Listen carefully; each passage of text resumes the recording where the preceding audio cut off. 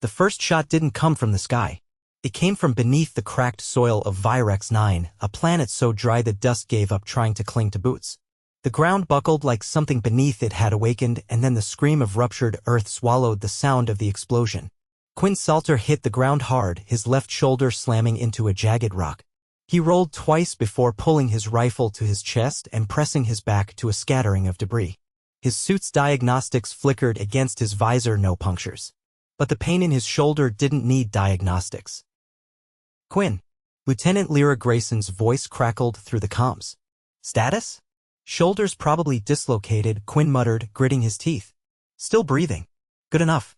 You're 200 meters west of the perimeter breach. Meet me at the fallback zone. The comms cut as another blast lit the sky. Quinn shoved himself up using his good arm. Dust stung his eyes. His rifle barrels glowed orange from overuse, but he wasn't done. Not even close. He sprinted, if it could be called that, half limping, half falling toward a ridge where the land sloped into a canyon. What had started as a reconnaissance mission had turned into a war zone in under an hour. The Threx native to Virex 9 weren't known for aggression. That had changed. As Quinn reached the ridge, 3 Threx soldiers emerged from the shadows. Tall, armored, and moving with eerie silence, they raised their plasma lances as one. Quinn didn't hesitate. He dropped to one knee, ignoring the searing pain in his shoulder, and fired twice. The recoil sent white-hot fire through his body, but both shots found targets. The third soldier lunged. Quinn ducked right, twisted with his bad arm, and used the momentum to drive his elbow-good arm into the creature's midsection. It staggered, and he finished it with a round to the chest. Then he collapsed behind a boulder, breathing hard. His shoulder had gone from pain to numbness. A shadow fell over him. Quinn looked up and saw a figure unlike the others. This one was broader, almost regal in its posture. Its armor was matte black, marked with the insignia of a Threx commander. The alien tilted its head, observing. You fight while broken, it said in perfect Terran standard. Why? Quinn spat blood into the dust. Because I don't like dying. The commander did not reply, merely examined him as if trying to understand something that defied logic. Then it turned and vanished into the canyon, leaving Quinn alone with his broken shoulder and a rising sense of dread. He reached the fallback zone 20 minutes later, barely conscious. Lyra was already there, her left leg bandaged and her rifle slung across her back. She rushed to him and dropped to her knees. Damn it, Quinn, she said, prying his rifle from his hands. Your shoulder's out. Yeah, he muttered. Noticed that. They got him into the medbay on the dropship. The AI-assisted diagnostics confirmed the shoulder was dislocated, with a possible hairline fracture in the clavicle. They wouldn't know for sure until scans were complete. You're grounded for at least 6 weeks, the medic said while prepping a sling. Quinn clenched his jaw. I've still got my legs. You won't if you keep thinking like that. But rest wasn't an option. The Threx kept pressing. The next day, the perimeter alarms blared. Quinn tried to sit up, but pain flared through his chest and neck. Lyra stood at the door. Don't even think about it. You can't even hold a toothbrush. They're testing our defenses. We both know it. She didn't deny it. She just stepped out, sealing the medbay behind her. A week passed. Then, too, the scans confirmed the fracture and the shoulder remained immobilized. Quinn spent most of his time watching battle footage, memorizing the way the Threx moved, how they adapted. He learned their patterns, their weaknesses. On day 15, the Threx launched a full-scale assault. The base shook under the barrage. Quinn stood in the command center, sling tight around his torso, left arm useless. Lyra caught sight of him and stormed over. You are not cleared for combat. I can still fire with my right, he said, eyes locked on the map. And we're losing ground. You'll slow us down. I'll buy you time. She stared at him, anger and fear warring behind her eyes. Then she handed him a sidearm. You follow my lead. One wrong move and I drag you back myself. The battlefield was chaos. Plasma bolts scorched the air. Bodies dropped, human and Threx alike. Quinn stayed low, moving from cover to cover, firing only when it counted. With one arm, his accuracy was reduced, but not useless. Then it happened. A Threx soldier broke through the line and charged. Quinn turned, raised the sidearm with effort and fired. The shot hit but didn't stop him. A second later, the creature slammed into him and everything went black. He woke to shouting. His ears rang. A burning sensation flared across his ribs. He was on his back, the Threx soldier lying dead beside him. Lyra knelt over him, blood streaking her face. "You're not dying here," she said, voice shaking. He tried to sit up, but pain exploded through his chest. His breath came short and sharp. "Fractured ribs," the medic confirmed later after dragging him from the field. "2, maybe 3. You're done." But the Threx assault didn't stop. Quinn lay in the infirmary, ribs taped, shoulder still healing. He couldn't move without pain, couldn't breathe deeply. But outside, his team was dying. He made a decision. 3 days later, he limped into the armory. One of the techs stared at him. "You can't even stand straight." "I don't need to. I just need to kneel." He took a long-range rifle, aligned it for bipod support. Lyra found him on the southern watchtower, scope fixed on the horizon. "You're insane." "Maybe. But I can still shoot." She didn't argue. Just sat beside him, her own rifle in hand. The next wave came hard. Threx soldiers swarmed the ridgeline. Quinn picked them off one by one. His breathing was shallow, his hands trembled, but he didn't stop. Hours passed. The ridge held. Then silence. Out of the smoke stepped another commander. Taller than the last, eyes locked on Quinn. It didn't attack. It just watched. Quinn, blood crusted on his neck, face pale, ribs screaming, raised his rifle. The alien paused. "I can keep going," Quinn said, his voice raw, grin tight, and painful. And the alien froze. Not out of fear. Out of confusion. As if trying to process why a creature so broken would keep fighting. Why it didn't surrender. Why it didn't die. The alien turned and walked away. Quinn collapsed unconscious before he hit the platform. Recovery wasn't fast. The ribs took almost 2 months. The shoulder longer. Physio was brutal. Every movement felt like fire. But he did it. Slowly. Deliberately. The Threx never returned to that sector. When asked later what had stopped them, the captured commander gave no answer. It only repeated a single phrase. He said he could keep going. By the 3rd week of forced downtime, Quinn had dismantled and reassembled every weapon in the armory twice with one hand just to stay sane. The medical team had stopped trying to keep him confined. There was no point. He wasn't going anywhere far, but he refused to lie still. At 0600, Lyra found him in the West Wing maintenance bay, elbow-deep in a motion sensor cluster that had been malfunctioning since the last skirmish. "You're not even clear to lift a mug," she said, watching him balance the sensor core with his right arm while nudging a diagnostic tool into place with his chin. "I'm not lifting. I'm leveraging." "You're a lunatic." Quinn didn't argue. He connected the final wire and the unit hummed to life. Across the base, life had become a waiting game. Patrols circled the outer perimeter. Drone scouts relayed back nothing. No movement. No signals. Just silence. It unsettled everyone. By the 5th day of quiet, the command AI flagged a strange anomaly. A series of heat signatures moving just below the surface of Grid 27H. Not Threx. The pattern was too erratic. Too scattered. Quinn reviewed the feed from the command center. The signatures moved like something burrowing, but not in any coordinated pattern. More like a cluster of animals stumbling through the sand. "Great," he muttered. "We've got ground gremlins now." Lyra rubbed her temple. "I'm sending out a recon drone." "No. Send me. I'll crawl if I have to." "You're not field ready." "I'm not asking." He was gone before she could protest. He took a rover, slow and low to the ground, with minimal armor but enough sensor tech to map subsurface movement. As he rolled out past the fences, the wasteland stretched flat and pale ahead of him. No landmarks. No cover. Just heat and wind. 30 minutes out, the rover's sensors spiked. Quinn halted. The display glitched, then reset, showing the same anomaly, dozens of heat sources, shallow and clustered. He stepped out, knees braced, rifle slung across his back, and scanned the ground. Nothing visible. He knelt, wincing as his ribs compressed, and pressed a contact mic into the dirt. Scraping. Faint. Uneven. Not mechanical. He reached for the small bore drill mounted on the rover and set it to a shallow depth. As it spun, he adjusted the feed to transmit directly to the base. Seconds later, the drill struck something soft. A hiss escaped the bore.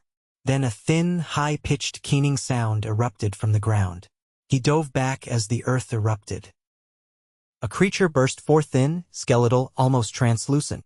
It thrashed blindly before collapsing, curling into itself. Quinn froze. It wasn't Threx. 5 more erupted nearby, twitching and writhing. Their limbs were too long, faces featureless except for folds of skin that fluttered with the wind. One tried to stand, then collapsed again. Base, I've got contact. Non-hostile. Unknown species. Looks injured or disoriented. Lyra's voice came sharp. Quinn, fall back. That's an order. I'm not leaving them. They're not our mission. They're dying. He disconnected the feed. He pulled a thermal blanket from the rover and approached the nearest creature. It flinched at his shadow but didn't resist as he wrapped it. The others huddled near him, drawn to the warmth. They weren't attacking. They were cold. Damn it, he muttered and started the process of packing them into the rover. They were light, fragile, even. One wheezed as he lifted it, its skin cool to the touch. By the time he returned to base, the medbay was already in lockdown. You're not bringing them in here, the chief medic said, arms folded. They're dying, Quinn snapped. You treat injuries, right? Or do you only work on things with matching dental records? We don't know what they are. They could carry pathogens or chemical agents or... They're freezing. That's it. Scan them. You'll see. Lyra arrived just as the argument heated. You brought 6 unidentified organisms into a military base. Without clearance. Without quarantine. And if I hadn't, they'd be corpses in the sand right now. She didn't speak for a long moment. Then she turned to the medic. Seal off medbay wing C. Full isolation. Get them under thermal stabilization. Quinn, you're on Deccan and observation. If anything breathes wrong, I want to know about it. The creatures survived the night. Most curled into fetal positions under heat lamps, barely moving. One attempted to mimic a human posture, sitting upright and tilting its head as nurses moved between beds. By the second night, the mimicry had become more precise. They copied movements, repeated patterns. One even reached for a water container after watching a nurse drink. Quinn stood behind the observation glass, arms crossed. They're learning, he said. The AI assistant replied through the speaker. They are adapting behavior through repetition. No verbal communication. No known language structure. They're not Threx, that's for sure. No, but they share biothermal responses, possibly evolved in parallel environments. Or maybe the Threx aren't the only ones underground. 3 days later, the creatures started walking. Not smoothly jerky, uncertain but upright. One approached the glass and placed its hand against it. Quinn mirrored the motion. The creature's hand twitched, then pressed harder. Lyra watched from the doorway. You know this is how every horror story starts, right? She said. Yeah. Right before the twist where they save the idiot humans from their own stupidity. She stepped closer. They're mimicking, but that doesn't mean they understand. Neither did we when we started. The next morning brought chaos. An explosion rocked the southern fence. Alarms blared. Quinn ran to the command center, ribs aching, shoulder tight from the brace. The feed showed a breach Threx forces, small-scale probing. They're not hitting us, Lyra said, scanning the map. They're aiming for the mebe. Quinn's stomach sank. They're here for the creatures. The base scrambled to respond. Troops fortified the hallway leading to Wing C. Quinn took position behind a barricade, rifle balanced on a crate. They're not getting in, he said. The Threx emerged through the smoke 7, maybe 8. Not a full strike team, but trained. Focused. The firefight was brutal. Plasma bolts tore chunks from the walls. Quinn fired in bursts, calculating angles. His shoulder screamed, but he held. Behind him, in the isolation wing, the creatures huddled near the glass. Then something changed. One of the creatures stepped forward. It reached for the door panel, pressed its hand against the surface, and the lock disengaged. Wait, Quinn shouted, but it was too late. The creature walked into the corridor, completely exposed. The Threx stopped firing. The creature raised both hands, palms outward. It made a sound, not speech, but a vibration, low and resonant. The Threx hesitated. Then the leader lowered his weapon. Quinn stayed frozen, finger on the trigger. The creature stepped closer to the Threx. Its skin shifted, mimicking Threx coloration. It extended its hand. The Threx commander touched it. Then, without a word, the entire squad turned and left. Silence fell. Lyra exhaled slowly. What just happened? I think we've been playing the wrong game, Quinn said. The creature turned back to him and mimicked a human gesture. A nod. Not copied. Intentional. They weren't just learning. They remembered. The creature now called Varen walked without stumbling. Its skin no longer shifted randomly. Instead, it had settled into a pale gray tone, veined faintly with violet, and the angular folds of its face had smoothed. It no longer mimicked every gesture it saw. It chose. Quinn sat across from it in the sealed observation chamber, a steel brace supporting his left shoulder, his ribs bound tight beneath a fresh exosupport vest. He inhaled carefully, lifting a thermos to his lips with his right hand. The tea was bitter and scalding. He didn't flinch. Varen watched the thermos. Too hot, Quinn said. Varen looked back up and made no move. You don't have to copy everything, Quinn added, setting the thermos down. We get it. You're not here to play charades. Varen blinked once, then twice. Its eyelids were vertical slits that closed inward from the sides. It had learned not to do it too often when humans were watching. I do not copy, Varen said. I retain. Lyra stood behind the glass, arms folded tightly.